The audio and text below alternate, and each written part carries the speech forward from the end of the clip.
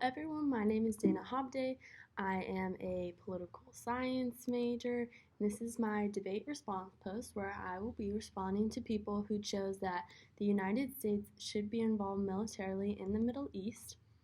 And I want to start off by saying that there were a lot of people who chose this response and all the arguments were really well done, and I still appreciate hearing the side of the argument that I did not choose. There were a few prevailing reasons people listed on why we should be involved primarily in the Middle East, but there's one glaring reason I feel like I'm best suited to address, and it is the idea that the United States need to be involved in the Middle East because of non-state actors like ISIS being the greatest security threat to the United States. And don't get me wrong, 9/11, absolutely horrific event, and I don't think it should ever happen again, but I think being involved in the Middle East is actually the problem and not the solution. As of 2016, America had 800 military bases in over 70 countries, compared to places like Britain, France, and Russia that had just 30 combined foreign bases. America is quite literally known as the number one military in the whole world. We outspend every country after us, and I think that the sheer threat of the United States waging full war on other countries is reason in and of itself not to attack us, number one.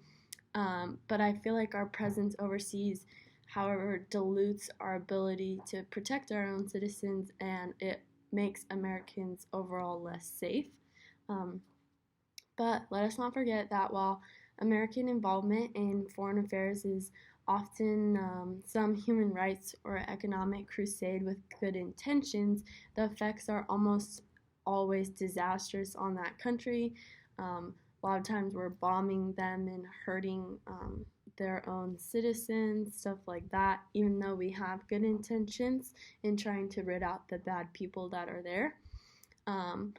But Americans have been almost brainwashed into thinking that groups like Al-Qaeda and ISIS are out to get our freedoms. And while these terrorist groups despise Western ideals and some of the freedoms Americans have, it's actually just a really minuscule part of why these groups have such a hatred towards our country. And it was really pushed by the Bush administration to bolster morale in sending us to Iraq to get Osama bin Laden.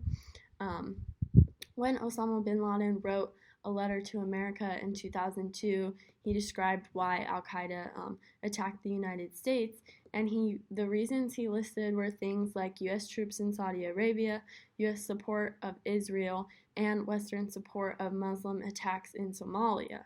So it's literally the reasons that he's listing are the United States' own interventionist foreign policy that's been a catalyst in creating these groups that have such a hatred toward us for getting involved in their business. And so a way I wanted to relate it back to us is like, how would we feel if China or Russia started involvement in our own country's affairs?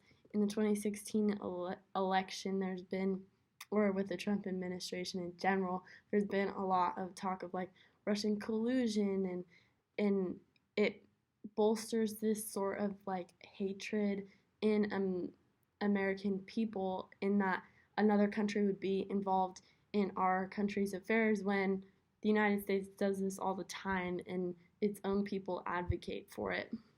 And on a personal level, it'd be like, how would you feel if someone who knew little to nothing about like a fight you're having with a friend came in and decided, you know what, like, nope, you're wrong, this is the winner, and this is how things are going to go from now on? You most likely have some form of resentment towards that person. So that's like the way that I see it in our interventionist policy. This is just my personal opinion in rebuttal against the idea that terrorist threats are a sufficient reason for military intervention in the Middle East. Obviously, I disagree, but thank you all for listening, and I hope you gained some sort of new perspective as I have in watching these debate videos.